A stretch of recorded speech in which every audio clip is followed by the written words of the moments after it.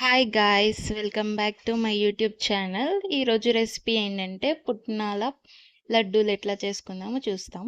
First అయితే 1 cup of పుట్నాలు తీసుకొని కొంచెం రోస్ట్ చేసుకోవాలి. కొంచెం లైట్గా రోస్ట్ అయిన తర్వాత మనం తీసి పక్కన ప్లేట్లో వేసుకోవాలి.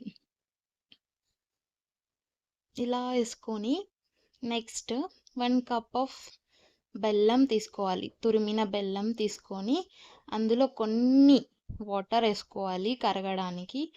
అది వాటర్తోని కరిగిపోతుంది, మెత్తగా కరిగిపోయి ఇలా అవుతుంది.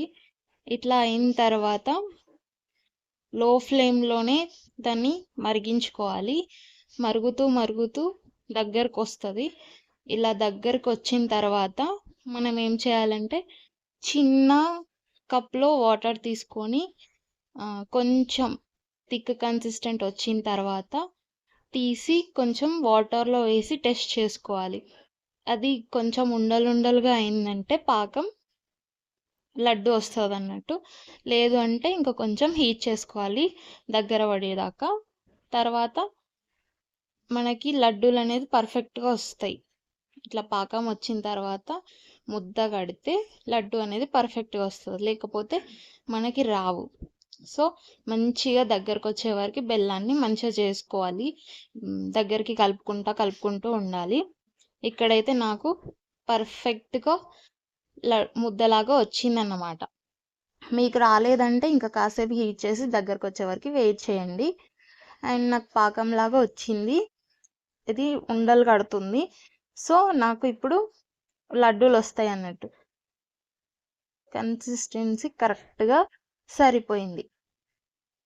మీకు కూడా ఇలా చారు హీట్ చేసుకోండి. తర్వాత పుట్నాలు అనేది బెల్లంలో వేసి మంచిగా మిక్స్ చేయండి.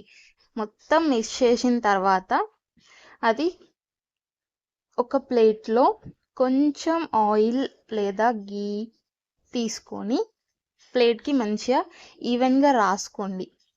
రాసుకున్న తర్వాత మంచిగా అందులో వేసేసుకొని చాలా బంకగా ఉంటుంది. సో అతకకుండా ఉండడానికి ప్లేట్కి మనం ఆయిల్ గీ లేదా నెయ్యి ఏదో ఒకటి రాస్తూ ఉంటాం అన్నమాట. ఇక్కడైతే రాసుకున్న తర్వాత వేస్తే ప్లేట్కి అంటుకోదన్నమాట.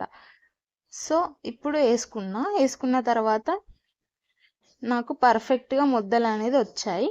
మీకు కూడా వస్తే కింద కమెంట్ చేయండి. అంత కరెక్ట్గా మెజర్మెంట్స్ తీసుకుంటే పర్ఫెక్ట్గా ఇలా లడ్డు వస్తుంది అన్నమాట. సో నాకైతే పర్ఫెక్ట్గా రౌండ్గా కరెక్ట్ కన్సిస్టెంట్తోని మంచిగా వచ్చింది. సో కాలుతుంది, కొంచెం చూసుకుంటూ రౌండ్గా చేసుకొని మీరు కాసేపు గాలికి పెట్టేస్తే అవి ఖరాబ్ కాకుండా ఉంటాయి. కొంచెం చల్లారిన తర్వాత మీరు ఏ బాక్స్లోనైనా స్టోర్ చేసుకోవచ్చు. బాయ్.